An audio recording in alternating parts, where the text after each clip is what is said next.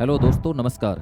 दोस्तों, आज हम बात करने वाले हैं एक ऐसे मुद्दे की जो असम की राजनीति से जुड़ा हुआ है। जी हाँ, क्या असम में सरकार फिर से दोहराई जाएगी या फिर इस बार चुनाव में कुछ नया राजनीतिक भूचाल आने वाला है। दोस्तों, असम की राजनीति बहुत तेजी से बदल रही है और वोट बैंक भी बदल रहे हैं और अब मुकाबला बेहद दिलचस्प होने जा रहा है। दोस्तों, आज इस वीडियो में हम करेंगे पूरा विश्लेषण असम की राजनीति से जुड़े हुए, उसके वोट बैंक से जुड़े हुए और फाइनल प्रेडिक्शन से जुड़े हुए। तो चलिए बात करते हैं असम की राजनीति। जैसा कि आप जानते हैं, हमेशा से अलग रही है। यहाँ चुनाव प्रभावित होते हैं बहुत सारे मुद्दों से रिलेटेड, जैसे जैसे पहचान की राजनीति, मतलब कि एक राष्ट्रवादी छवि, दूसरा एनआरसी, तीसरा सीएए, बांग्लादेश का मुद्दा, क्षेत्रीय दल और जनजातीय राजनीति। और इस असम की राजनीति के मुख्य खिलाड़ी हैं Bharatiya Janata Party, Indian National Congress, All India United democratic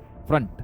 जी हां, आपने सही सुना है। असम की सत्ता में लगभग 5 साल से मुख्यमंत्री हैं हेमंता बिस्वा शर्मा। उसके पहले सर्बानंद सोनोवाल एक कंप्लीट कार्यकाल पूरा कर चुके हैं। दोस्तों, सरकार के दावे हैं कि उन्होंने असम में सड़क और इंफ्रास्ट्रक्चर को काफी सुदृढ़ किया, निवेश किया, कानून व्यवस्था को बहुत स्ट्रॉन्ग किया, सीमा सुरक्षा को काफी ज्यादा अच्छा किया है। बीजेपी का जो मुख्य नैरेटिव है वो ये है राष्ट्रवाद, पहचान और विकासवाद की राजनीति, जबकि कांग्रेस की रणनीति और कांग्रेस लगातार सरकार पर हमला कर रही है।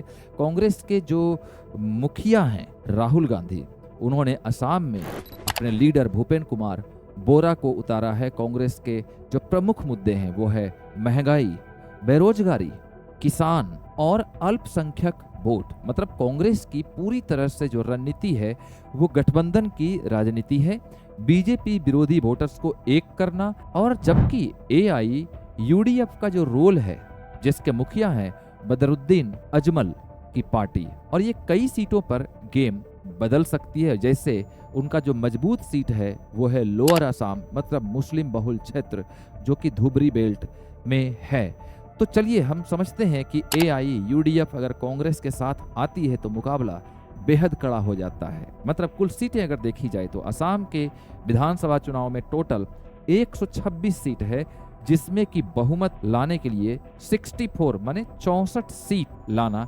जरूरी होता है। अगर बीजेपी और अलाइज एक साथ आती है तो राजनीतिक विश्लेषकों का, पॉलिटिकल एनालिस्ट का विचार है कि लगभग 55 से 70 सीटें आ सकती है। कांग्रेस के प्लस अलाइज के 40 से 55 सीटें आने की उम्मीद है, जबकि अदर्स के 5 से 10 सीटें। मतलब ये चुनाव एक करीबी मुकाबला हो सकता है। दोस्तों, सबसे हॉट सीट जो मानी जा रही है, जैसे गुवाहाटी, सिलचर, जोरहट, धुबरी, बरपेटा, ये सब मेन सीट्स हैं जहां से कि बीजेपी अपने वोट बैंक को साधने की कोशिश कर रही है।